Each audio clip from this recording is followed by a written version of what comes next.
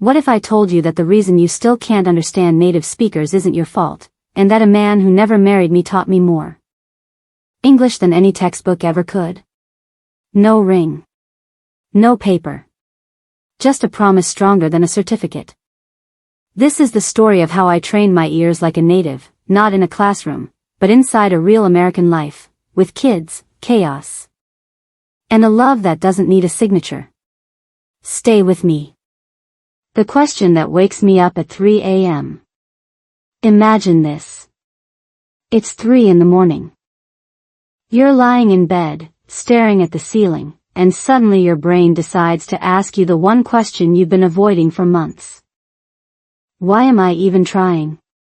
That was me. 3 years ago. In a small apartment in Ohio, surrounded by snow so thick it felt like the world had been erased. I had moved to the United States, not for a green card, not for a dream job, but for something much scarier, love. And I had no marriage certificate to prove it. Just a man who looked at me one night and said, "I don't need a piece of paper to stay." But let's rewind a little. Because before that night, before the snow, before the kids and the chaos, there was a version of me who couldn't order coffee without her hands shaking. A version who had spent hundreds of dollars on English apps, listened to podcasts until her ears bled, and still froze every time a cashier said, "How's your day going?" Here's the truth nobody tells you.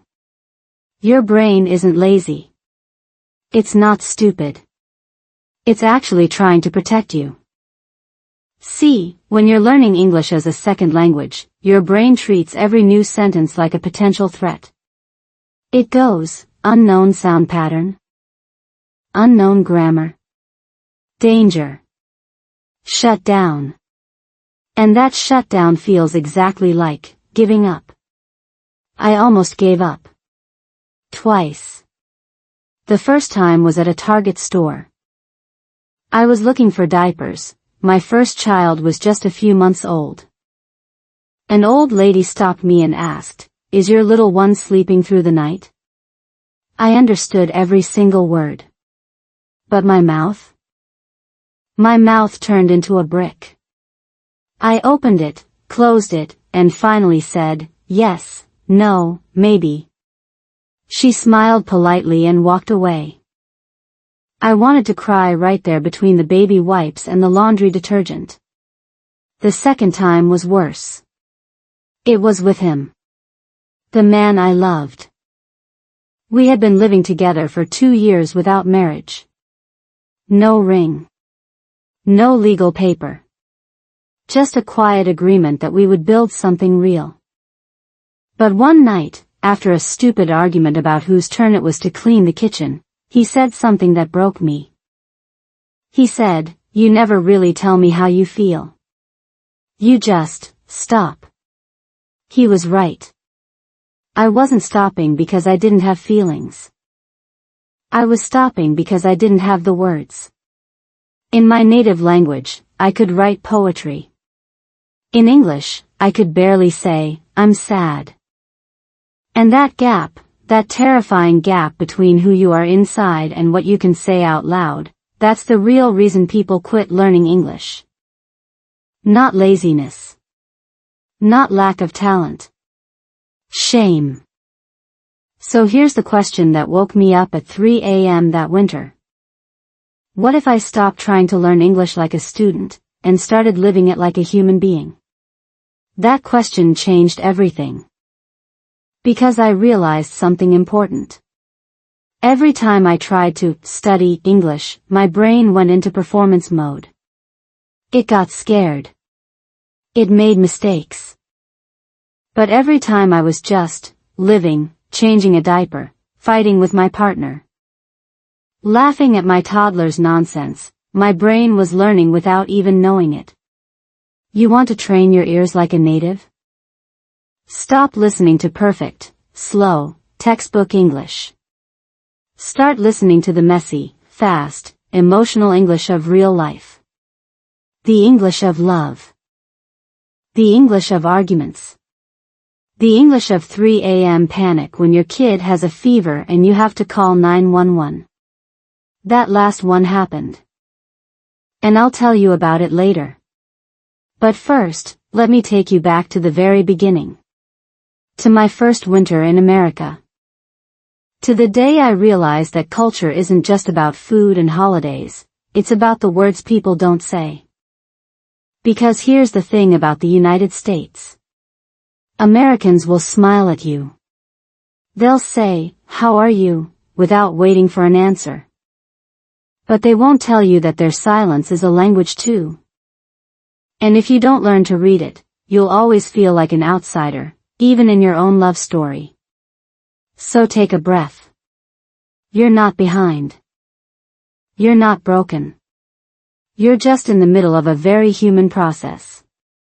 And the fact that you're still here, still watching, still trying, that's not weakness.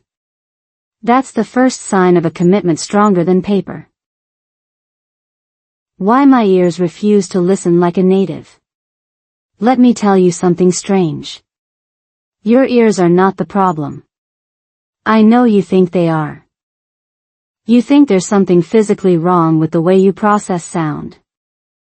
You've watched those videos that say, train your ears in 30 days, and after 30 days you still hear, "Let's eat, Grandma," as, "Let's beat Grandma." And you want to throw your phone across the room. I've been there. Literally. I threw a spoon once. Not at anyone. Just into the sink. Because my partner said, "Can you grab the sheet?" and I brought him well, let's just say it wasn't a sheet. It was a different word that sounds very similar. He laughed. I did not laugh. Here's what's actually happening inside your skull. Neuroscientists have known this for years. Your brain has something called phonetic categorization. That's a fancy way of saying, your brain groups similar sounds into buckets. When you learned your first language as a baby, you built those buckets perfectly. The English, R, and L went into different buckets. But if your first language is Japanese, your brain put them in the same bucket. Same with Spanish speakers and the V and B sounds. Same with Mandarin speakers and certain vowel endings. You can't just decide to hear the difference. Your brain literally does not have the bucket. It's not lazy. It's not broken. It's efficient. And here's the punchline. The only way to build new buckets is to stop trying to hear and start being confused for a very long time. That's the part nobody sells in their course. Get confused for 6 months straight doesn't look good on a thumbnail. So back to my story. My first year in the United States. I lived in a small apartment in a neighborhood where everyone spoke English so fast I thought they were angry all the time. My neighbor Maria, sweetest woman from Mexico, would say, "Honey, you gotta let the water run before the pipes freeze," and I heard, "Honey, you gotta let the watermelon run before the pipes sneeze." I nodded and smiled. Then my pipes froze. That was the moment I realized, my ears weren't refusing to listen. They were protecting me from overwhelm. See, your brain has a limited amount of processing power. When every single sound is new and uncertain, your brain gets exhausted. So it does something smart. It starts guessing. And when it guesses wrong too many times, it just checks out. That feeling of, I'm hearing English but I'm not understanding anything? That's your brain putting up a white flag. And here's the crazy part. That white flag feels exactly like failure. But it's actually the beginning of learning. Let me give you an example from my love life, because everything in this story comes back to that man who never put a ring on my finger. One night, we were watching a movie. An old American rom-com, and he laughed at a joke. I didn't. He paused the movie and said, "Did you get it?" I said, "Get what?" He explained the joke. It was a pun. Something about night and night. In my head, I heard the same sound. But my brain didn't have the bucket for different spelling, same sound, funny meaning. I felt stupid. Really stupid. And he saw it on my face. He didn't laugh at me. He didn't say, "It's okay, English is hard." He just rewound 30 seconds and played it again. And again. And again. 5 times. Until I finally heard the difference. Not because I tried harder. Because my brain, after hearing the same pattern repeated in a safe, low-pressure moment, quietly built a new bucket. That's the secret. Repetition without pressure. Exposure without testing. You don't train your ears like a native by grinding. You train them by flooding them with the same sounds over and over until your brain gives up on protecting you and just accepts the new bucket. But here's where most people quit. They think if they don't understand something after 3 tries, they're hopeless. That's like thinking a seed is broken because it didn't grow into a tree in one day. Your ears need hundreds of repetitions. Not intense, focused, stressful repetitions. Easy, background, I'm just living my life repetitions. I started listening to the same 10-minute conversation every morning while making breakfast. Just 10 minutes. The same audio. For 2 months. After week 1, I understood maybe 20%. After week 4, about 50%. After week 8, I understood almost everything, and I could even predict what the people were going to say next. That prediction ability? That's the sign that your ears are starting to work like a native's. Because native speakers don't decode every word. They anticipate them. Their brains have heard the patterns so many times that they know what's coming before it arrives. So why do your ears refuse to listen like a native? They don't refuse. They just haven't been shown the same pattern enough times. It's not a discipline problem. It's a repetition problem. And the beautiful thing? Repetition doesn't require talent. It doesn't require a teacher. It only requires one thing, staying in the game long enough for your brain to finally relax. That relaxation is what happened to me in that Target store with the diapers. Not the first time I froze. But the 10th time someone asked me about my baby? The 20th? By the 30th time, my brain finally said, "Oh, this again. I know this one." And I answered without thinking. That's the moment I stopped trying to learn English. And started living in it. But before I could get there, I had to understand something even deeper. Something about American culture that nobody warned me about. The silence. The way people here communicate without words. And how that silence almost destroyed my relationship before it even began. The American way of silence in love. Here's something they don't teach you in any English textbook. In fact, textbooks actively lie to you. They teach you sentences like, "I would like to go to the library," and "the weather is very nice today." Useful? Sort of. But nobody ever teaches you the most important part of American communication, what people don't say. I learned this lesson the hard way. 6 months into my relationship with the man who never married me. We were sitting on the couch. A Tuesday night. Nothing special. He was quiet. Not angry quiet. Just quiet. In my culture, silence means something is wrong. Silence means you're upset. Silence means you're about to get a lecture or, worse, the cold shoulder for 3 days. So I did what anyone from my background would do. I asked, "Are you okay?" He said, "Yeah, I'm fine." But he didn't look fine. So I asked again. "Are you sure? You seem quiet." He said, "I'm just tired." I didn't believe him. So I asked a third time. Did I do something wrong? And then he did something that confused me more than any grammar rule. He stood up, walked to the kitchen, and started washing dishes. In complete silence. My brain went into full alarm mode. He's avoiding you. He's angry. He's going to leave. Because in my native country, silence is a weapon. Silence means punishment. Silence means, I'm mad but I won't tell you why. But here's the truth I discovered after 2 years of living in the United States. American silence is often just silence. It's not a code. It's not a test. It's not a hidden message.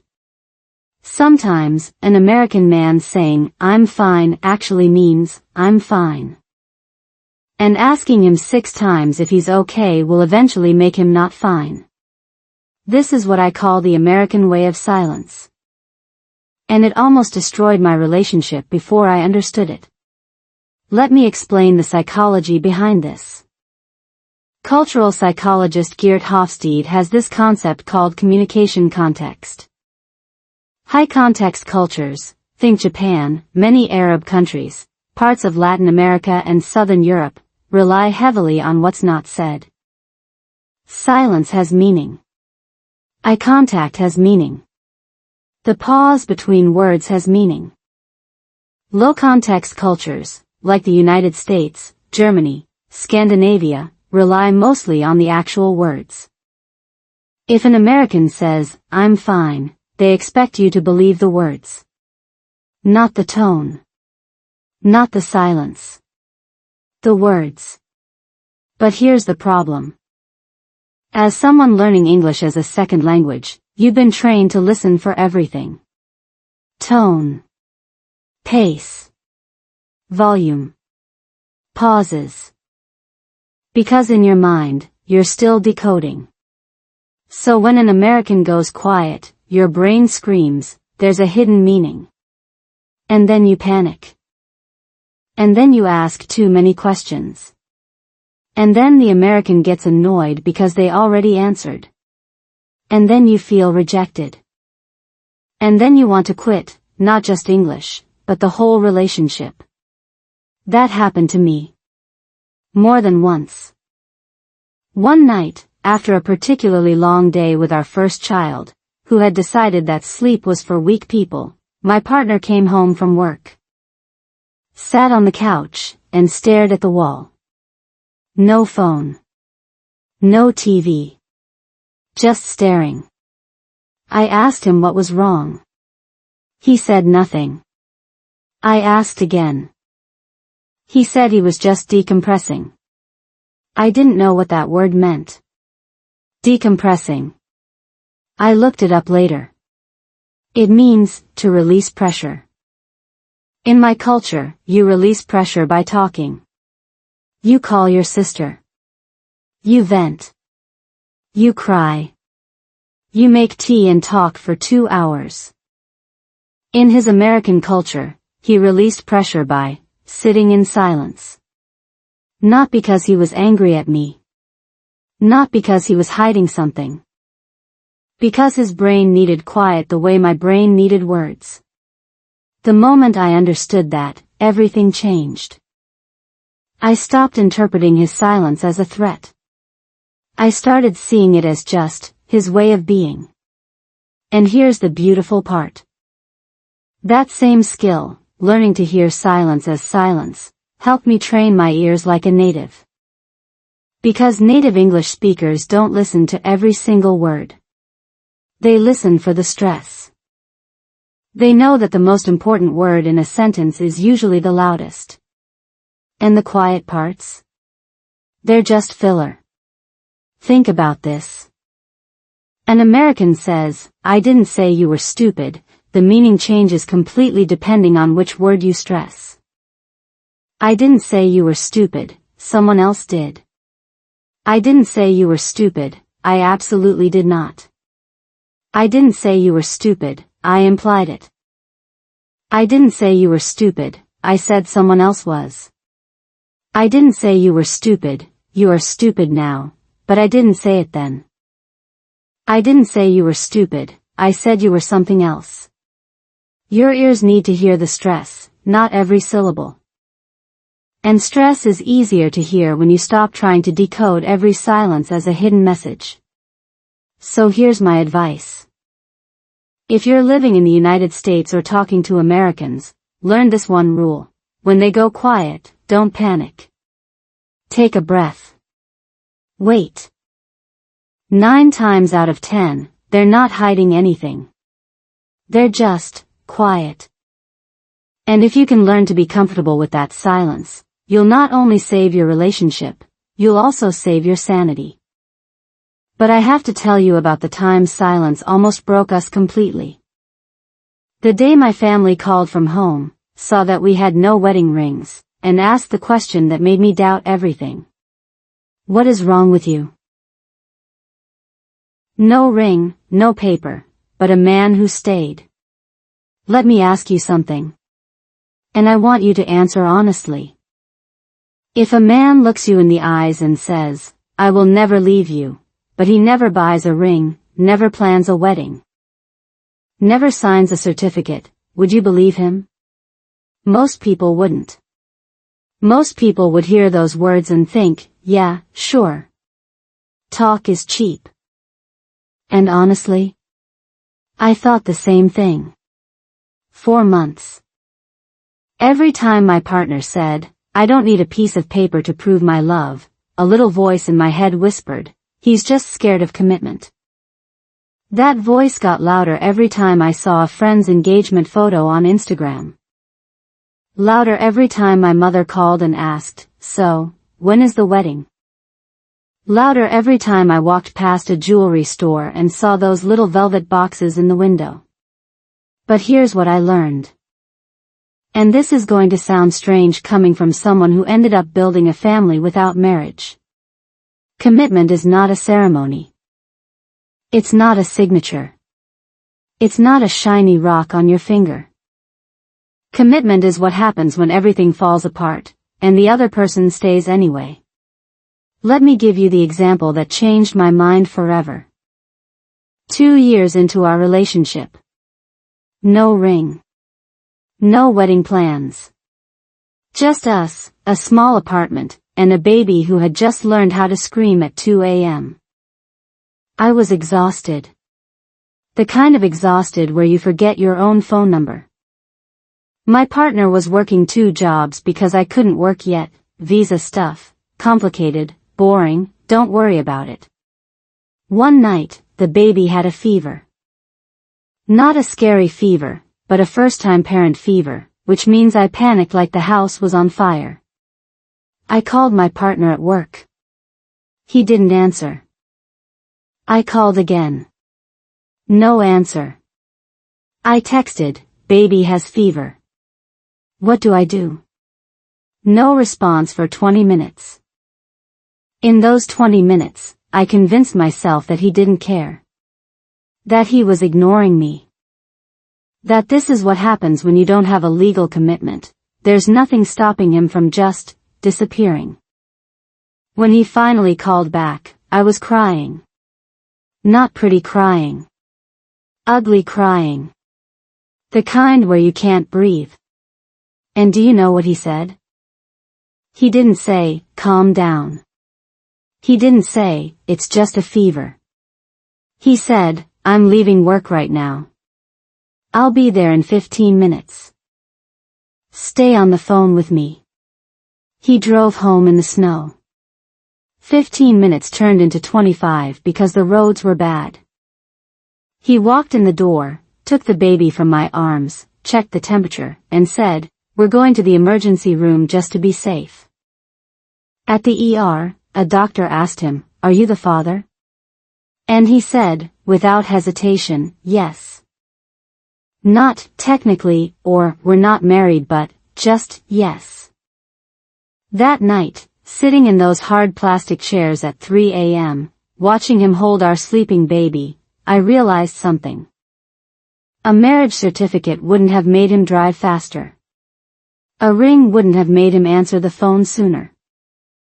A wedding wouldn't have made him say yes to that doctor with more certainty. He stayed. Not because he had to. Because he wanted to. And here's the psychological truth that most people don't understand. There's a concept in social psychology called commitment theory. Researchers have found that when people make a choice freely, without pressure, without obligation, without a legal contract, their commitment is actually stronger than when they're forced into it. Because when you choose something freely, your brain has to justify that choice. It thinks, I chose this, so it must be valuable. When you're forced into something, your brain resents it. This is why some married couples cheat and some unmarried couples stay together for decades. The paper doesn't create loyalty. The paper doesn't create love. The paper just documents something that either exists or doesn't exist. Now, I'm not saying marriage is bad. If marriage works for you, beautiful. Celebrate it. But I am saying this, don't confuse a legal contract with emotional safety. And don't let the absence of a ring make you feel like your relationship is less real. In my case, the man who never married me has changed more diapers than any husband I know. Has stayed up with sick kids more nights than I can count. Has held my hand through job losses, through family drama, through moments when I couldn't even look at myself in the mirror. And he's done all of it without once saying, well, we're not married, so. That's the difference between a piece of paper and a person. A piece of paper can be torn. A person who chooses you every single day. That's commitment stronger than paper. But here's where this connects back to learning English. I promise I haven't forgotten. See, the same principle applies to language learning. You can force yourself to study. You can buy expensive courses. You can sign contracts with tutors. But none of that will work as well as simply choosing to be in the language every day. Not because you have to. Because you want to.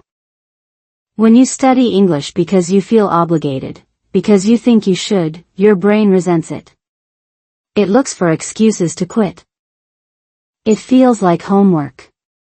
But when you listen to English because you're curious about a story, because you want to understand someone you love, because you need to navigate a real life in a real country, that's when the magic happens. That's when your brain stops fighting and starts absorbing. So here's my challenge to you. Stop trying to commit to learning English like it's a marriage contract you're scared of. Instead, find a reason to choose English every day. A reason that has nothing to do with obligation. Maybe it's a TV show you love. Maybe it's a person you want to talk to. Maybe it's a future version of yourself that you can already see. That's what kept me going. Not discipline. Not a certificate on the wall. A man who stayed. And the language I chose, one messy, imperfect sentence at a time. But I haven't told you about the worst part yet. The phone call that nearly made me pack my bags and leave. My family's voice on the other end of the line, asking a question that cut deeper than any silence. What is wrong with you? The day my family asked, what is wrong with you? Picture this. It's Sunday morning. I'm in my kitchen in Ohio. The baby is finally napping. My partner is at the grocery store. I have exactly 15 minutes of peace, which in parent time is basically a luxury vacation. I decide to call my family back home. Video call. Big mistake. My mother answers. Then my sister. Then my aunt. Within 30 seconds, it's a full interrogation. They see the apartment behind me. No wedding photos on the wall. No ring on my finger. My mother's eyes narrow like a hawk spotting a mouse. And then she asks the question I'd been dreading for 2 years. So, when is the wedding? I take a breath. I've prepared for this. I say, Mom, we're not getting married. We're happy. We have a baby. We don't need a piece of paper. Silence. The worst kind of silence. The silence that screams, you have disappointed everyone, before anyone even opens their mouth. Then my aunt says it. The words that felt like a slap. What is wrong with you? Not, what's different about your situation? Not, help me understand. Just, what is wrong with you? As if my choice was not a choice but a symptom. As if loving a man without a marriage certificate was a disease. As if I had somehow failed at being a woman, a daughter, a human being. I wanted to hang up. I wanted to cry. I wanted to scream, you don't know anything about my life. But instead, I did something that surprised even me. I smiled. And I said, nothing is wrong with me, Mom. I'm finally happy. Can you be happy for me? She couldn't. Not then. She changed the subject. Asked about the baby's eating habits. Asked about the weather. But I could see it in her eyes. She was already mourning the wedding she would never attend, the photos she would never post. The traditional dream she had built for me since I was a little girl. Here's what I want you to understand. That pressure, from family, from culture, from the voice in your head that says, you're doing it wrong, is one of the biggest reasons people quit things. Not just relationships. Learning English too. Think about it. How many times have you told yourself, I should be fluent by now? How many times has a family member asked, you've been in America for 2 years and you still have an accent? How many times have you felt that hot wave of shame because you don't match some invisible timeline that someone else created? That's the, what is wrong with you, voice. And it is poison. Psychologists call this social comparison theory. We measure ourselves against the people around us, or against the idealized versions of ourselves that exist only in our heads. And when we fall short, we feel like failures. Not because we actually failed. Because we're comparing our real, messy, imperfect progress to a fantasy. Here's the truth nobody tells you. That woman on YouTube who sounds like a native after 6 months? She probably studied English as a child. That couple on Instagram with the perfect wedding and the perfect house? They probably argue about dishes just like everyone else. That family member who asks, what is wrong with you? They're not asking because they're cruel. They're asking because they're scared. Scared that you're making a mistake. Scared that you're different. Scared that your choices reflect badly on them. Understanding that changed everything for me. Because once I realized that my family's pressure came from fear, not from truth, I stopped taking it personally. I stopped letting their questions make me doubt my own reality. And here's where this connects to English learning again. Ready? Every time you feel embarrassed about your accent, your grammar mistakes, your slow processing speed, ask yourself, whose voice is that? Is it really your voice? Or is it the voice of a teacher who told you you weren't trying hard enough? A parent who compared you to your cousin who speaks perfect English? A society that treats accents like something to be fixed instead of celebrated? Because I'll tell you something. My partner, the American man who never married me, has never once corrected my grammar. Not once. When I say, I go to store yesterday, he doesn't say, went. He just answers the question. And you know what happened? Slowly, without pressure, without shame, my brain started noticing the pattern on its own. Oh, people say, went for yesterday. Got it. That's how humans are designed to learn. Not through shame.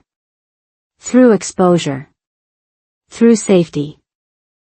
Through being accepted exactly as you are while you figure it out. But most English learning systems do the opposite. They test you before you're ready. They correct you before you've even built confidence. They make you feel like something is wrong with you because you can't conjugate a verb perfectly at 8 a.m. Stop that. Right now. I'm giving you permission to stop. The next time someone asks, why don't you speak better English? Or the next time you ask yourself that question, answer like I answered my aunt. Say, nothing is wrong with me. I'm learning. And learning takes time. Because here's the beautiful ending to my family story. 2 years after that painful video call, my mother visited us in Ohio. She spent a week in our home. She saw my partner wake up at 2 a.m. with the baby. She watched him make breakfast for me before work. She heard him say, I love you, not because anyone was watching, but because he meant it. On her last day, she pulled me aside. She said, I used to think you needed a ring. Now I think you just needed him. She still wishes we'd get married someday. Old habits die hard. But she stopped asking, what is wrong with you? She started asking, how are you? And that, my friend, is progress. Not perfect progress. Real progress. Your English journey will look the same. Not a straight line. Not a fairy tale. Just a series of small moments where someone, maybe you, maybe a kind listener, chooses understanding over judgment. But I haven't told you about the chaos yet. The beautiful, exhausting, laugh until you cry chaos of raising kids in a house with no marriage certificate but more love than I ever imagined possible. Kids, chaos, and a love that doesn't need a signature. Let me paint you a picture. It's 6:45 a.m. on a Tuesday. I haven't had coffee yet. My 3-year-old is standing on the couch wearing a dinosaur costume and one shoe. My 1-year-old is eating a cracker she found on the floor. I don't want to know how long it's been there. My partner is trying to find his car keys, which are, of course, in the refrigerator next to the orange juice. And I'm standing in the middle of all of it, thinking, this is it. This is what commitment looks like. Not a wedding. Not a honeymoon in Bali. Not a perfectly curated Instagram feed of matching pajamas and golden hour photos. This. The dinosaur costume. The floor cracker. The keys in the fridge. Here's what nobody tells you about love without a marriage certificate. It doesn't look any different from love with a marriage certificate. The chaos is the same. The exhaustion is the same. The moment when you look at your partner across a room full of toys and dirty laundry and think, I would do all of this again with you, that moment doesn't care about legal paperwork. But let me back up. Because I want you to understand how we got here. How 2 people who never signed a document ended up with 2 kids, a mortgage, and a life so full that sometimes I can't breathe, in the best way possible. When we decided to have children, my family asked the obvious question. But what about last names? What about custody? What about insurance? All practical questions. All questions that assume a marriage certificate is the only thing holding a family together. And I won't lie, those questions scared me. For about 5 minutes. Then I looked at my partner. And I remembered the night in the emergency room. The way he said yes to that doctor without hesitation. The way he drives home in the snow. The way he changes diapers at 2 a.m. without being asked. And I thought, if he leaves, a piece of paper won't stop him. And if he stays, a piece of paper isn't why. So we had our first child. A girl. She came out screaming, which, honestly, same. And from that moment, our lives became a beautiful, exhausting, hilarious disaster. Let me give you a taste. The first time I tried to take her to the pediatrician alone, I had to fill out a form. The form asked for mother's name, easy. Father's name, easy. Then it asked parents' marital status, with a little checkbox for married and another for unmarried. I stared at that checkbox for a full minute. I wasn't ashamed. I just didn't know if unmarried was the right word. We weren't unmarried like we were avoiding commitment. We were unmarried like we had chosen a different path. But the checkbox didn't have room for that story. So I checked unmarried. And then I spent the rest of the appointment worrying that the nurse would judge me. She didn't. She asked about the baby's feeding schedule and whether she was meeting her milestones. No judgment. No questions about my relationship status. Just, she's healthy. Come back in 2 months. That was the first time I realized something important. Most people don't actually care about your marital status. They care about whether you're a good parent. Whether you show up. Whether your kids are happy and fed and loved. The rest is noise. Now we have 2 children. A girl and a boy. And our house is loud in a way that I never knew I needed. The girl is dramatic, she gets that from me. The boy is a chaos agent, he gets that from his father. And every single day, between the tantrums and the snack requests and the "mommy look at this" every 30 seconds, I catch myself smiling for no reason. Here's where the English learning comes back in. Because raising kids in an English-speaking country when English is not your first language? That's a masterclass in humility and growth. My daughter's first word was dada. Fair enough. Her second word was more. Her third word was no, which, again, same. But by the time she was 2, she was speaking in full sentences. In English. Better English than me. And I had a choice. I could feel embarrassed that my toddler spoke more naturally than I did. Or I could treat her as my teacher. I chose teacher. Every night, I ask her to tell me a story about her day. She tells it in her simple, perfect, 2-year-old English. I go park. I see dog. Dog run fast. And I repeat it back to her, slightly expanded. Oh, you went to the park? You saw a dog? The dog ran fast? She doesn't know she's teaching me. But she is. She's showing me how native speakers actually talk, not the textbook version, not the grammar exercise version, but the real, messy, beautiful version. And here's the secret I want you to steal. You don't need a toddler to do this. You just need to listen to real English. Not classroom English. Real English. The English of children's shows.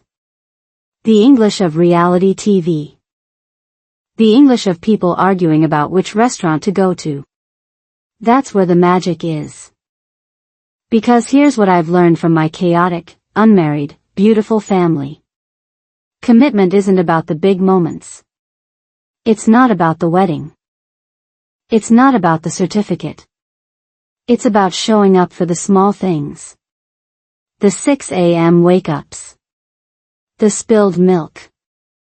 The "I'm sorry" after a stupid argument. The "I love you" whispered when you think the other person is asleep. And learning English is exactly the same. It's not about the big breakthrough. It's not about the day you suddenly sound like a native. It's about the small, daily choices. The 5 minutes of listening. The one sentence you say out loud. The word you finally understand after hearing it 100 times. That's commitment. Not paper. Not certificates. Just showing up. But I haven't told you about the scariest night yet. The night my daughter got really sick. The night I had to call 911. And the night my English, my imperfect, messy, I still make mistakes English, saved her life. How I accidentally trained my ears, without textbooks. I want you to forget everything you think you know about listening practice. Close your eyes for a second, okay, not literally, you're driving or doing dishes, but imagine this.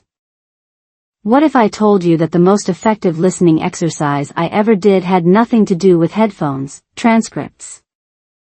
Or those videos where a British man speaks very slowly about the history of tea? The most effective listening exercise I ever did was watching the same episode of a terrible reality TV show 47 times. I'm serious. 47 times. Let me explain. When I first moved to the United States, I was desperate to understand how real Americans talked. Not the news anchors. Not the textbook dialogues. Real people. The kind who say gonna instead of going to, and dunno instead of I don't know, and jeet instead of did you eat? I tried podcasts. Too advanced. I tried audiobooks. Too formal. I tried those slow English channels. Too boring. My brain would listen for 3 minutes and then wander off to think about what I was going to have for dinner. Then one night, my partner was watching this ridiculous reality show. You know the type. People yelling at each other about nothing. Dramatic music every time someone rolls their eyes. At first, I hated it. The dialogue was too fast. The slang was confusing. Everyone talked over each other. It was a nightmare for a learner. But here's the thing. He watched the same episodes over and over. And I, being in the same room, had no choice but to hear the same arguments, the same catchphrases, the same dramatic pauses on repeat. After the 10th time hearing a particular scene, something shifted. I stopped trying to understand every word. I started recognizing the rhythm. I knew when the angry music was coming. I knew what the mean girl was going to say before she said it. And then one day, without thinking, I said the line out loud at the exact same time as the TV. My partner looked at me like I'd grown a second head. Did you just memorize that? I hadn't memorized it. Not on purpose. My brain had just absorbed it. Because repetition without pressure is how human beings are designed to learn. This is backed by real science. There's a phenomenon called incidental learning. It means you learn things without intending to learn them. Your brain is constantly scanning the environment, noticing patterns, making predictions. When you hear the same phrase in the same context over and over, your brain quietly files it away. No flashcards. No quizzes. No stress. Most English learners never experience this because they're always jumping to something new. New podcast episode every day. New YouTube video every morning. New vocabulary list every week. Your brain never gets the chance to settle into a pattern. It's like trying to learn a dance by watching a different video every 10 seconds. You'll never catch the rhythm. So here's my accidental method. The one that trained my ears better than any course. I call it the 10 times rule.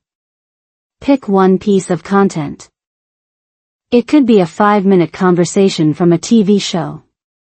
It could be a scene from a movie. It could be a YouTube video of someone telling a story. Something real, not scripted to be easy. Then listen to it 10 times. Not in a row, that would be boring. Listen once in the morning. Once while making lunch. Once before bed. Spread it out. By the 5th time, you'll notice things you missed.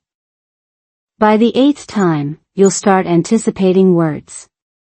By the 10th time, your ears will have built those little neural buckets I talked about earlier. The sounds that used to blur together will start to separate. But here's the secret ingredient. Don't try to understand. Just let the sound wash over you. Let your brain do the work unconsciously. The moment you turn it into a test, do I understand this yet? Your brain tenses up and stops absorbing. Relax. Trust the process. Your brain is smarter than you think. I did this with that terrible reality show for 3 months.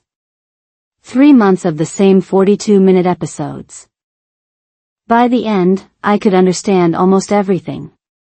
Not because I studied. Because I had heard the same voices, the same sentence structures.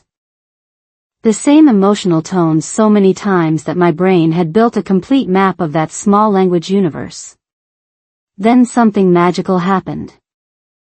I watched a different show, one I had never seen before, and I understood more than I expected. Not everything. But significantly more. Because my brain had learned general patterns from the first show. The rhythm of American English. The way people interrupt each other. The way stress falls on certain words.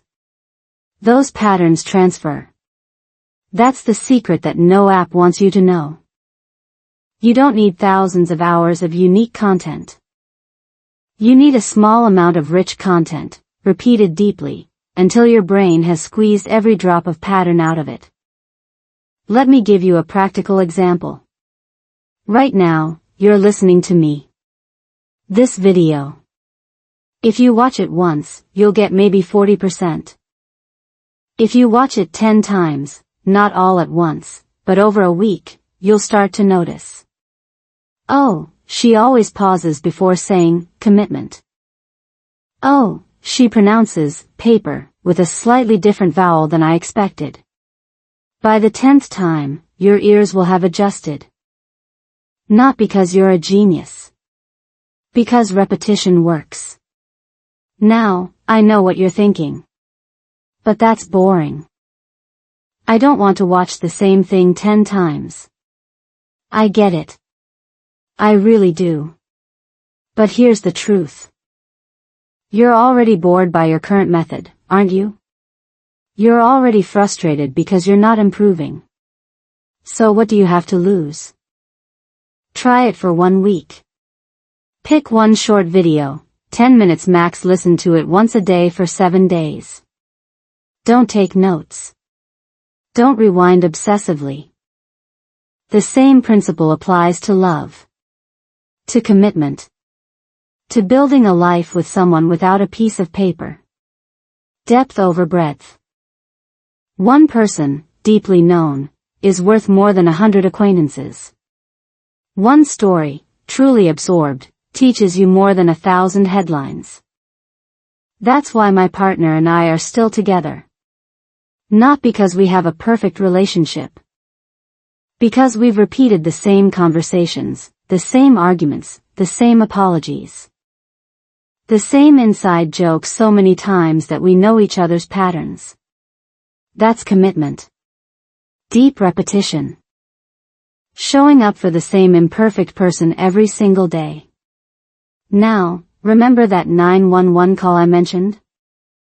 The night my daughter's fever spiked so high I couldn't think straight? That was the night my accidental ear training got its final exam. And I passed. Not perfectly. But enough.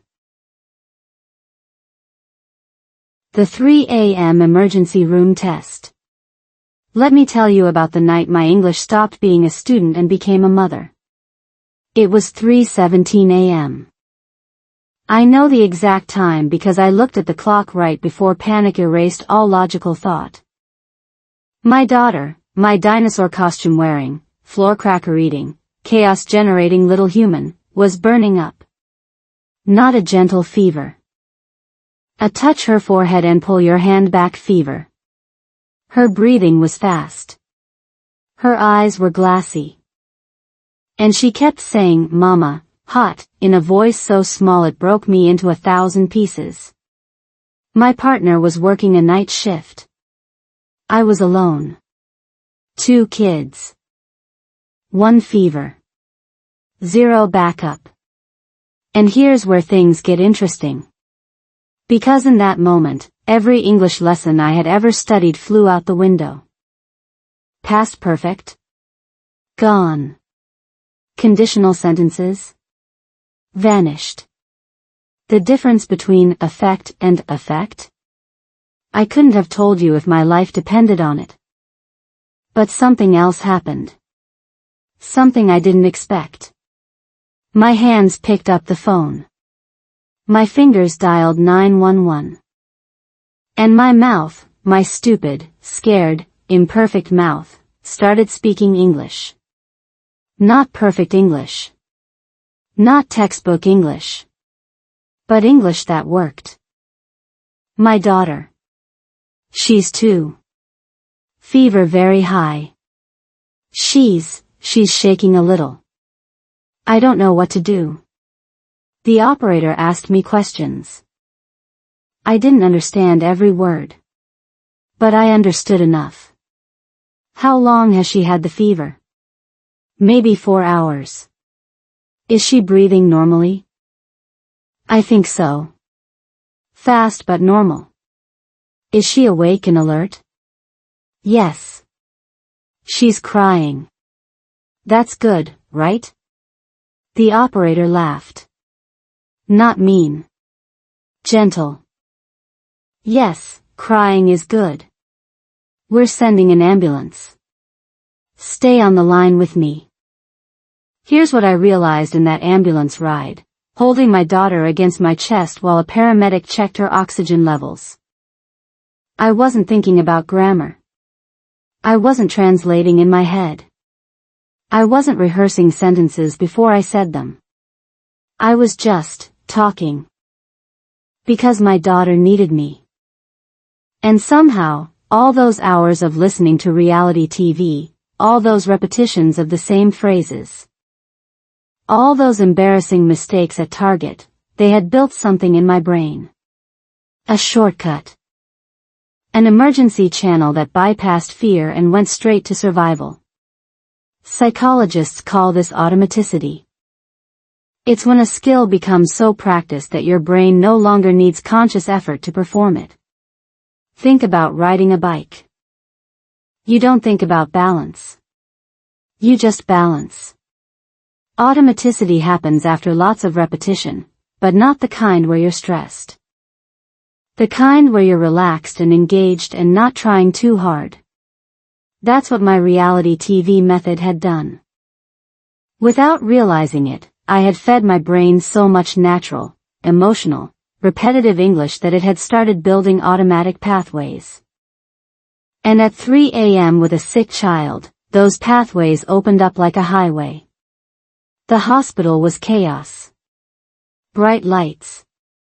Beeping machines. Nurses asking questions. What's her date of birth?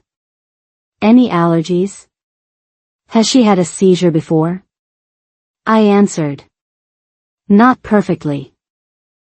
I said seizure with the wrong stress and the nurse gently corrected me, seizure, and I repeated it. No shame. No embarrassment. Just a mother getting information for her child. The doctor came in. A young woman with tired eyes and a kind voice. She examined my daughter and said, "It's a viral infection. We'll give her some medication to bring the fever down. She'll be fine." Those 3 words, "she'll be fine," hit me like a wave. I started crying. Not ugly crying like before. Relief crying. The doctor put her hand on my shoulder and said, "You did good, Mama. You called early. That's the right thing." And I said something that surprised even me. I said, "Thank you."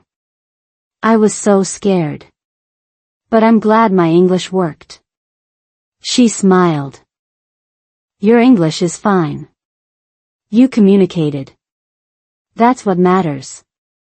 That moment changed my relationship with language forever. Because I stopped measuring myself against some imaginary standard of native-like fluency. I started measuring myself against a much simpler question: did I get the job done?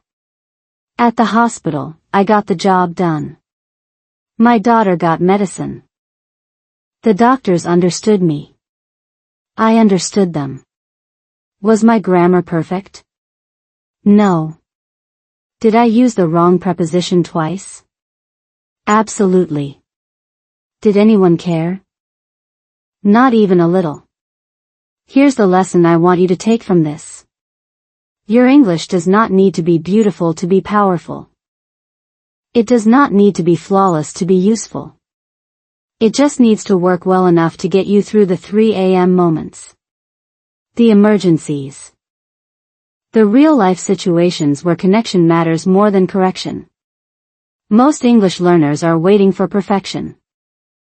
They think, "I'll speak when I'm ready." But ready never comes. Because ready is a myth. You become ready by speaking before you're ready.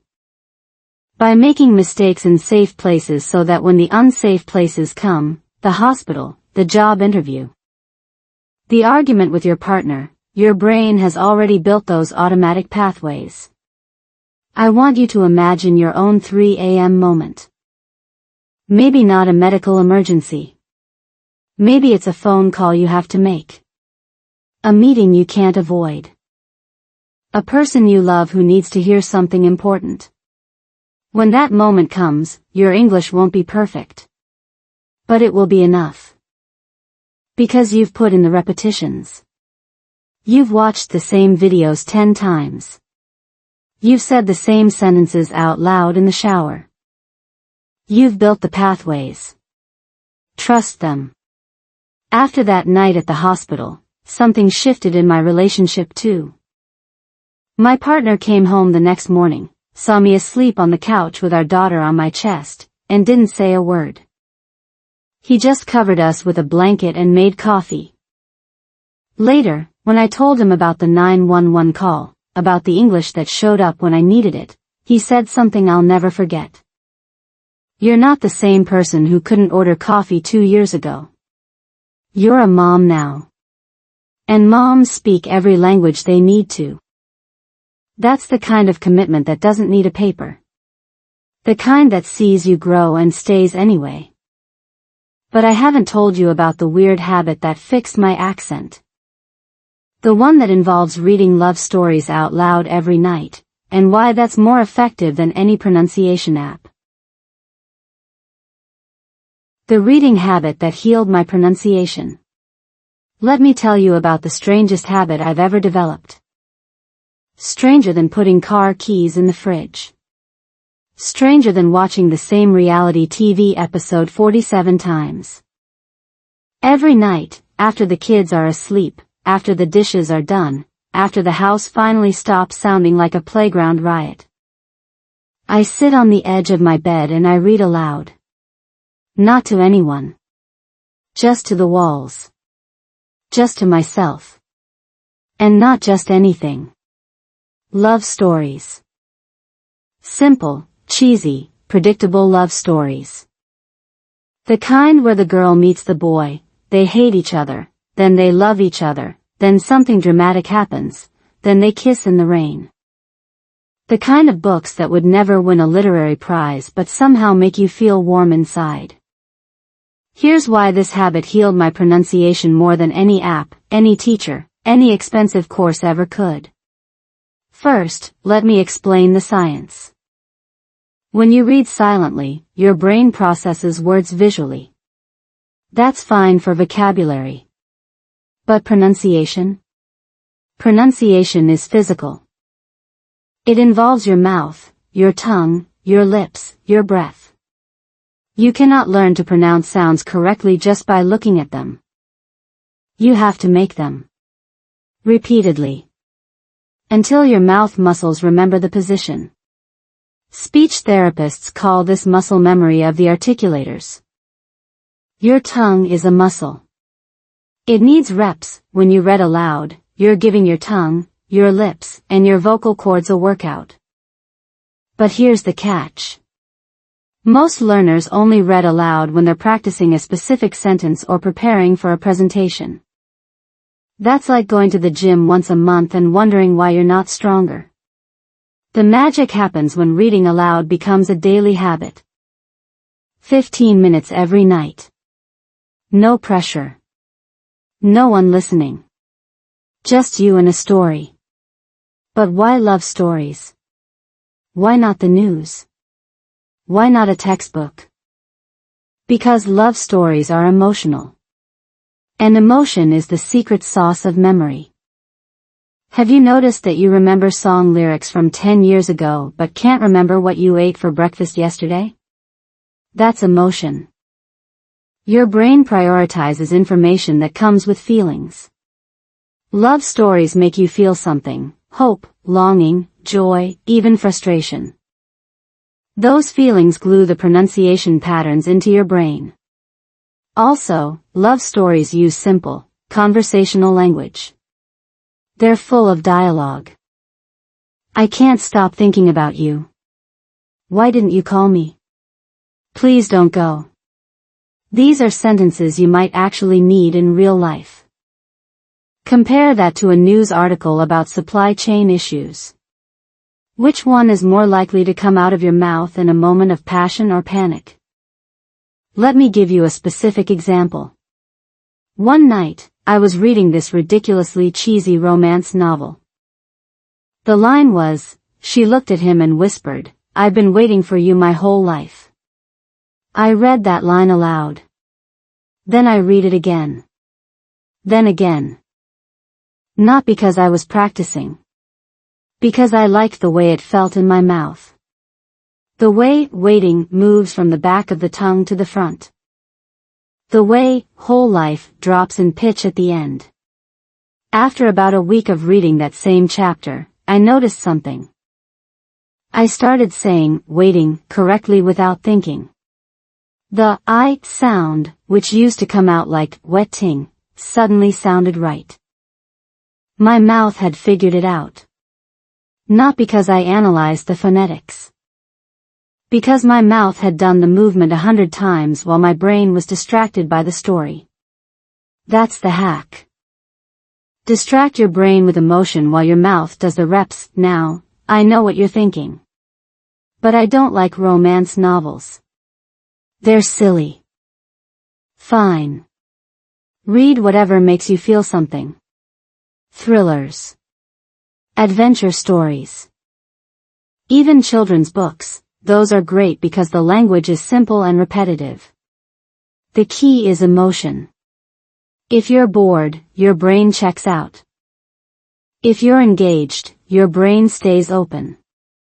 Here's my practical advice. Go to a library or a bookstore, or even YouTube, and find a short story that makes you feel something. It could be a fairy tale. It could be a chapter from a young adult novel. It could be a script from a movie scene you love. Read it aloud every night for 2 weeks. The same passage. Over and over. By the end of week 1, you'll notice the words feeling easier in your mouth. By the end of week 2, you'll start to sound more natural. Not perfect. More natural. Because your mouth will have built those muscle memories. But here's where this connects back to my story. To the man who never married me. To the commitment stronger than paper. Reading love stories aloud didn't just fix my pronunciation. It fixed something else. Something deeper. It reminded me why I was learning English in the first place. Not for a test. Not for a job. For love. To tell someone how I felt. To whisper, "I've been waiting for you," and mean it. One night, after weeks of my secret reading habit, my partner came to bed earlier than usual. He found me reading aloud. I was so absorbed I didn't hear him come in. He stood in the doorway for a full minute, listening to me read a love scene in my imperfect accent. When I finally noticed him, I froze. Embarrassed. He didn't laugh. He didn't tease. He just walked over, sat next to me, and said, "Keep reading. I like the sound of your voice." And I did. I kept reading. Not because I was practicing. Because I was sharing a story. And in that moment, my accent didn't matter. My grammar didn't matter. What mattered was the connection. That's the secret that no pronunciation app will tell you. Your accent is not a flaw. It's the sound of your journey. It's the music of where you've been and who you've loved. And when you read aloud, especially love stories, you're not just training your mouth. You're training your heart to be brave enough to speak. So tonight, before you go to sleep, try it. Find a story that makes you feel something. Read one paragraph aloud. Just one. Feel your tongue move. Feel your breath shape the words. And don't worry about being perfect. Worry about being present. Because here's the truth. The man who never put a ring on my finger has heard me mispronounce 1,000 words. He's heard me say sheet instead of shit and beach instead of bitch. He's heard me pause for 10 seconds in the middle of a sentence because I forgot the word for refrigerator. And he's still here. Not because my English is perfect. Because my love is real. And that, my friend, is the only pronunciation that matters. But I haven't told you about the 3-second rule yet. The tiny trick that took me from frozen silence to actually speaking, without fear, without overthinking. Without that horrible pause where your brain goes blank. That's coming in section 10. The 3-second rule that saved my confidence. Let me ask you something uncomfortable. When was the last time you wanted to say something in English? You had the words in your head, you knew the grammar. You were ready, and then, nothing came out? Your mouth just froze. The moment passed. The person you were talking to moved on.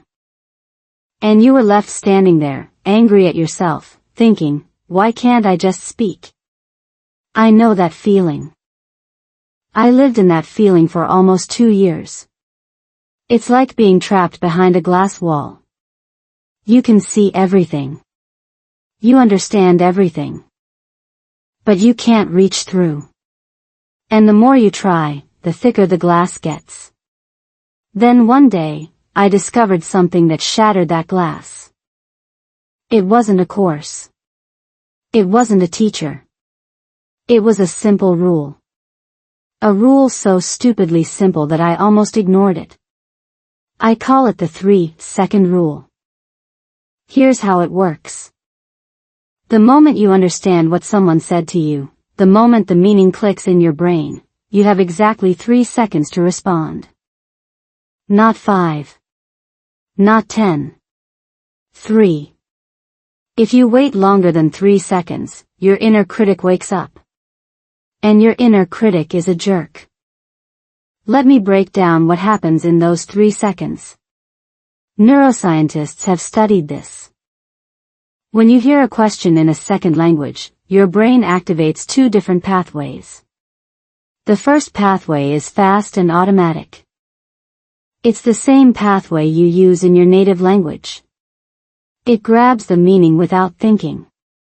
That pathway takes about half a second. The second pathway is slow and deliberate. It checks grammar. It searches for the perfect word. It worries about pronunciation. That pathway takes 3 to 5 seconds to fully engage. Here's the problem.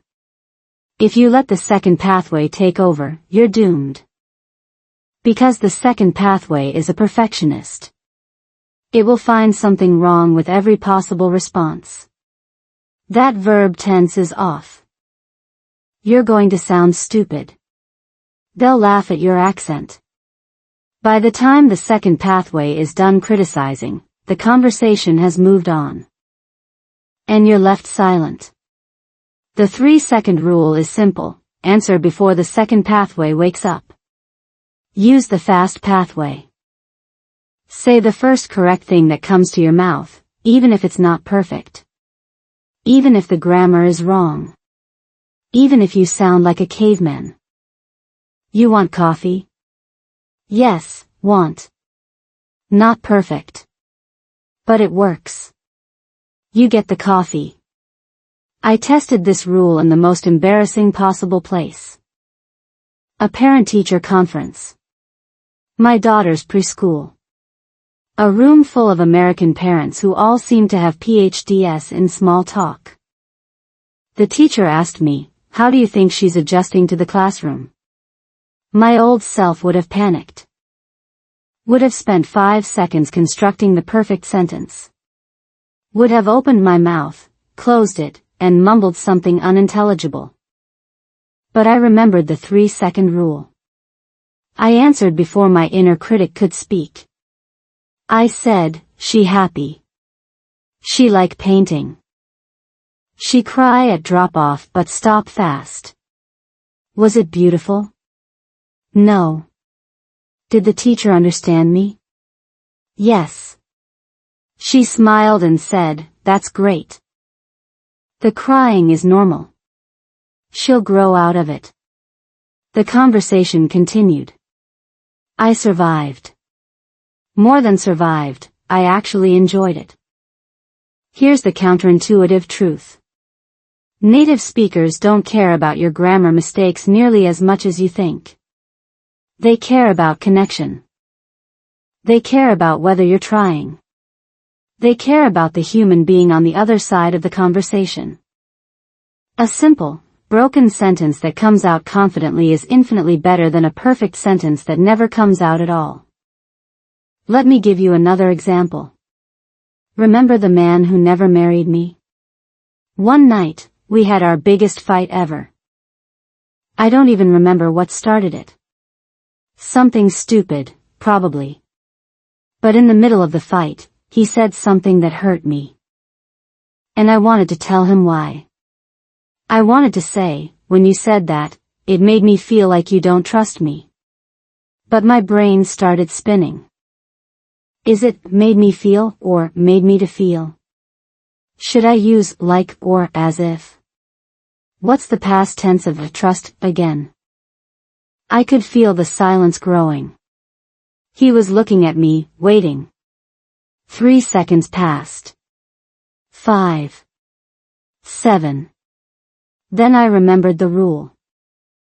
I just opened my mouth and said whatever came out. That word. It hurt. Because I want you to trust me. Not perfect. The grammar was a mess. But he understood. His face softened. He said, "I'm sorry. I do trust you. I was being stupid." And we talked. Really talked. For the first time in weeks. That's the power of the 3-second rule. It doesn't make your English perfect.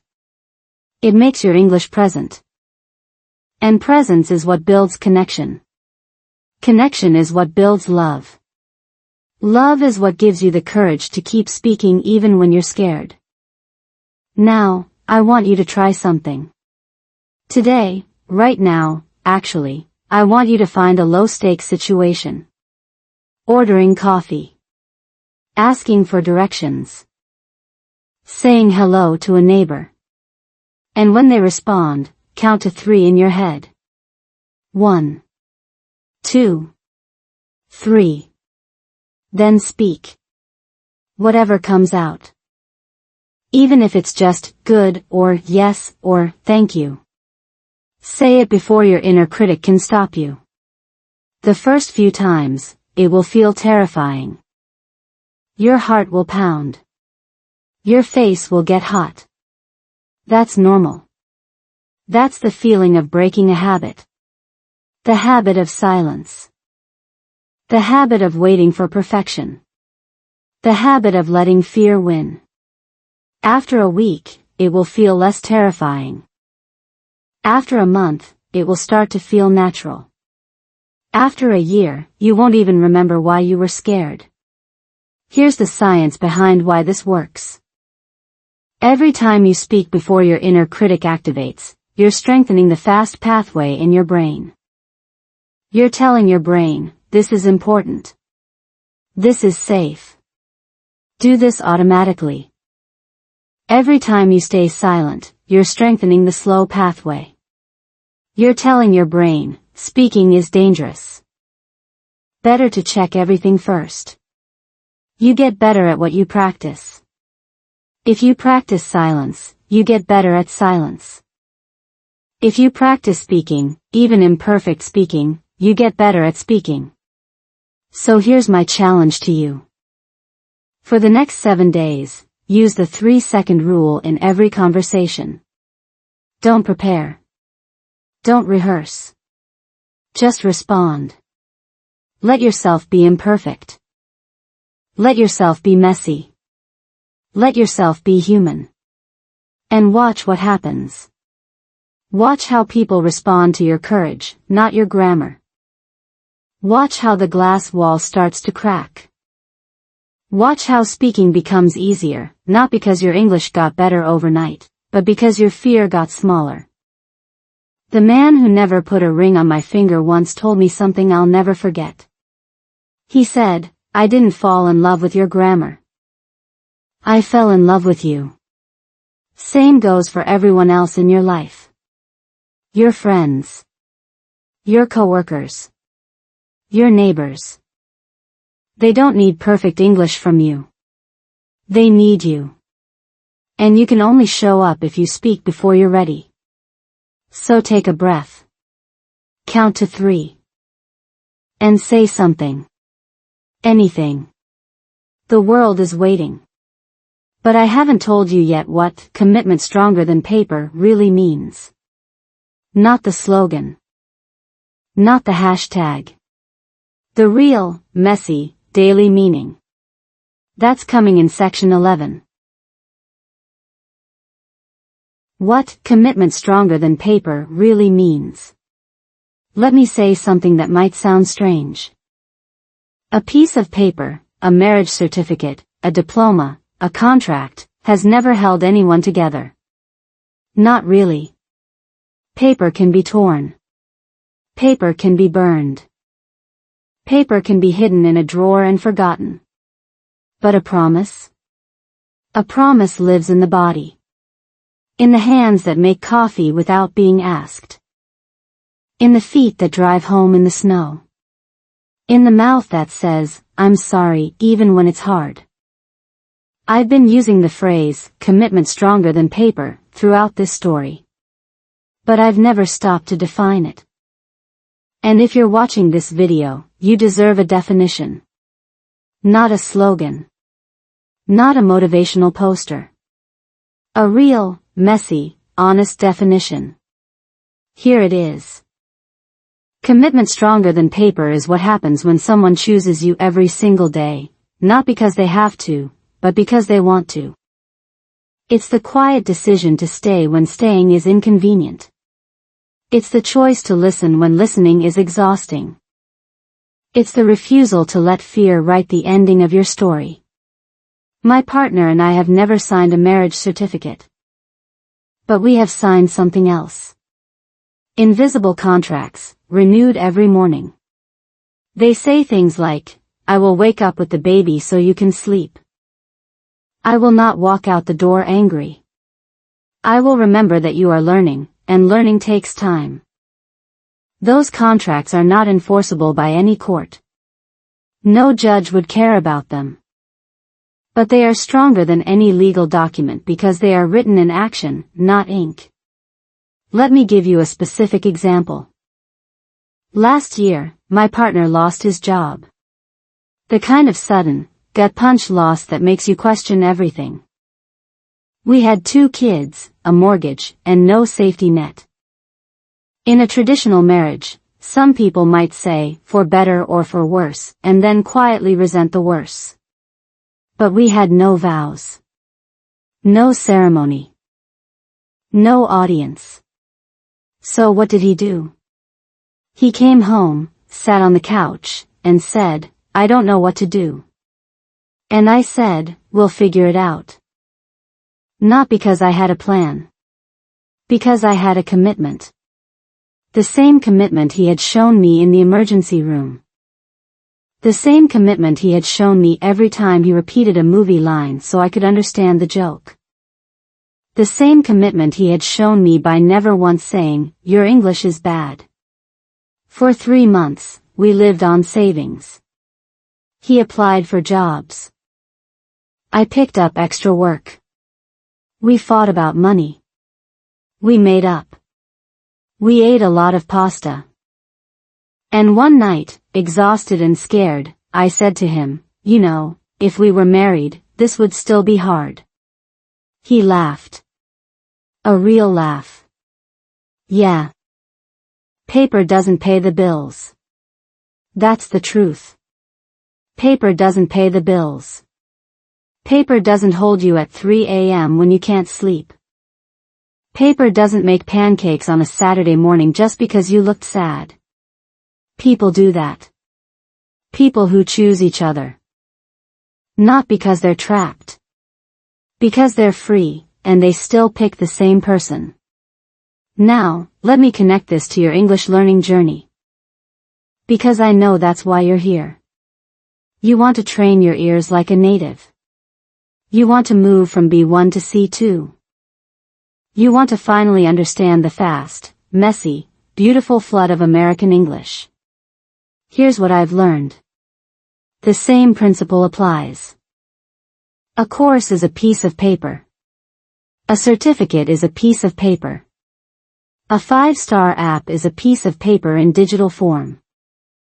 None of them will hold you accountable. None of them will wake you up at 6 a.m. and make you practice. None of them will forgive you when you fail. But a commitment? A commitment stronger than paper? That's different. That's you deciding, every single day, to show up for your own growth. Not because someone is watching. Not because you paid for a class. Because you want to. Because the version of you that speaks English confidently is already inside you, waiting to be chosen. I want you to imagine something. Imagine you made a promise to yourself. A real promise. Not a vague New Year's resolution. Something specific. Something like, for the next 30 days, I will listen to 10 minutes of English every morning while I brush my teeth. That's it. 10 minutes. No pressure. No perfection. Now imagine you keep that promise. Not because anyone is forcing you. Because you chose to. Day 1. Day 2. Day 3. On day 4, you forget. You wake up late, you're rushing, you skip it. The old version of you would say, see? You can't commit to anything. Just give up. But the new version, the version with commitment stronger than paper, says, okay, I missed one day. I'll do it tomorrow. And you do. And you keep going. Day 5. Day 10. Day 20. By day 30, something has shifted. Not because the 10 minutes magically made you fluent. Because you proved to yourself that you can keep a promise. And that proof is worth more than any certificate. That's what commitment stronger than paper feels like. It's not dramatic. It's not a grand gesture. It's the small, boring, daily choice to try again. Even when you're tired. Even when you're embarrassed. Even when you feel like you're not making progress. Here's the beautiful ending to my job loss story. After 3 months, my partner found a new job. Better than the old one. We celebrated with takeout and a movie. And that night, lying in bed, he turned to me and said, "You know, I never doubted that we would be okay. Not because I'm optimistic. Because you didn't leave." I didn't leave. He didn't leave. No paper required. Your English journey will have its own job loss moments. Days when you feel like you've made no progress. Weeks when you can't understand anything. Conversations that leave you humiliated. In those moments, a piece of paper, a certificate, a badge, a test score, will not help you. But a commitment will. The commitment you made to yourself. The promise that you will keep showing up, not because it's easy, but because you're worth it. So here's my question for you. What promise will you make today? Not to me. To yourself. Something small. Something achievable. Something that proves that your commitment is stronger than paper. Write it down. Say it out loud. Tell someone else. And then, tomorrow morning, when your alarm goes off and your brain tries to talk you out of it, remember this story. Remember the man who drove through the snow. Remember the mother who called 911 with imperfect English. Remember the couple who ate pasta for 3 months and didn't break. They didn't have paper. They had something better. They had each other. And you have you. That's the commitment that will take you from B1 to C2. Not a course. Not a teacher. A decision. Made fresh every morning. To try. To fail. To try again. Now, let me take you to the final chapter. The happy ending. The sound of children laughing in a house with no marriage certificate but more love than I ever imagined possible. That's section 12. No marriage, no paper, but a home. So here we are. The end of the story. Or, really, the middle, because happy endings aren't endings at all. They're just the place where you finally stop holding your breath and start living. I want to paint one last picture for you. It's a Sunday morning. Not the perfect, Instagram-filtered kind. The real kind. The sun is coming through the window at that annoying angle that hits you right in the eyes. My daughter, the one who had the fever, the one who made me call 911, is now 4 years old. She's sitting on the floor in her pajamas, building a tower out of blocks that will definitely fall in about 30 seconds. My son, the chaos agent, is trying to eat a crayon. My partner is making pancakes. He's burning the first batch. He always burns the first batch. And I'm sitting on the couch, coffee in hand, watching all of it. This loud, messy, imperfect life. No marriage certificate on the wall. No diamond on my finger. No legal document that says these people belong to each other. But there's something else. Something I can't frame or notarize. My daughter looks up at me and says, "Mama, watch me." And I watch. My son hands me the slobbery crayon like it's a gift. I take it. My partner puts a slightly burned pancake on my plate and kisses the top of my head. He doesn't say, "I love you." He doesn't have to. The pancake says it. This is what commitment stronger than paper looks like. Not a ceremony. A Sunday morning. Not a vow. A burned pancake. Not a signature. A child who knows, without being told, that her parents are never leaving. I've told you a lot of stories in this video. The Target meltdown. The reality TV obsession. The 911 call. The 3-second rule. The love stories read aloud. But the story I haven't told you, because I couldn't until now, is what all of that added up to. It added up to this, a person who no longer fears her own voice. Do you know how long I spent being afraid? Years. Afraid of saying the wrong word. Afraid of sounding stupid. Afraid that my accent would make people think I was less intelligent than I actually am. Afraid that my partner would wake up one day and realize he'd chosen someone who couldn't even order coffee without freezing. That fear is gone now. Not because my English is perfect. It's not. I still make mistakes every single day. Yesterday, I told my neighbor, I'm going to the library to borrow a book, and accidentally said, to bury a book. She looked confused.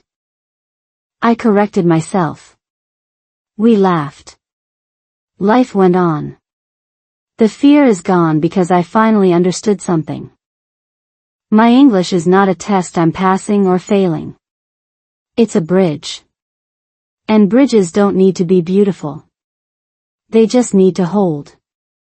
My English has held me through fevers and fights and job losses and pancake Sundays. It has held my children, my partner, my life. That's not failure. That's fluency. Real fluency. You want to know the secret to training your ears like a native? It's not a method. It's not an app. It's not even the 3-second rule or the 10 times rule, although those help. The real secret is this: stop trying to become someone else. Stop trying to erase your accent, your background, your history. Your accent is the sound of courage. Your mistakes are proof that you're trying. Your slow processing speed is just your brain doing something incredibly difficult, rewiring itself for a whole new world. Native speakers aren't better than you. They just started earlier. That's it. If you had been born in Kansas instead of wherever you were born, you'd sound like them. But you weren't. You were born somewhere else, and that somewhere else gave you gifts they'll never have. You know what it's like to be brave. You know what it's like to start over. You know what it's like to fight for every word. That's not weakness. That's a superpower. So here's my final challenge to you. Not a grammar exercise. Not a listening drill. A life exercise. Go find your Sunday morning. Your burned pancake. Your person, whether that's a partner, a child, a friend, or just yourself. And speak. Say something. Anything. Good morning. I'm tired. These pancakes are a little crispy. Say it without editing. Without apologizing. Without waiting for perfection. Because here's the truth I've learned from my beautiful, unmarried, chaotic family. Perfection is a lie. Connection is real. And connection doesn't require a certificate. It requires presence. Your presence. Right now. Imperfect, accented, occasionally confused, but fully here. The man who never put a ring on my finger. He's standing in my kitchen right now, making a second batch of pancakes. He just looked over at me and said, "Are you still talking to your phone?" I said yes. He shrugged and said, "Tell them I said hi." So, he says hi. And I say thank you. Thank you for staying with me through 12 sections of this story. Thank you for being someone who refuses to give up on English, or on yourself. Thank you for proving, by being here, that your commitment is stronger than paper. Now go. Make some mistakes. Burn some pancakes. Love someone imperfectly. Speak before you're ready. And remember, you're not learning English to become a different person. You're learning English to become more fully yourself, in a language that finally fits. That's the happy ending. Not a wedding. A home. So no ring. No paper. Just a Sunday morning, burned pancakes, and a love that never needed a signature. But here's what I haven't told you. The story doesn't end here. Because every single day, a new chapter writes itself, a new mistake, a new laugh, a new word that finally clicks. And if you stay with me, I'll keep sharing them. The real, unfiltered moments of learning English through life, not textbooks. The fights, the fevers, the accidental swears, and the small victories that no classroom ever prepares you for. You've made it this far. That means you're not someone who quits. So here's my ask, hit subscribe. Not because I want a number. Because I want a community, of people who know that commitment is louder than paper, and that every accent tells a story worth hearing. Tap the bell, too. Next week, I'm telling you what happened when I accidentally used the wrong verb in a job interview, and why that failure got me hired. You don't want to miss it. Your turn now. Comment one word, paper or promise. Which one are you choosing today? See you in the next story.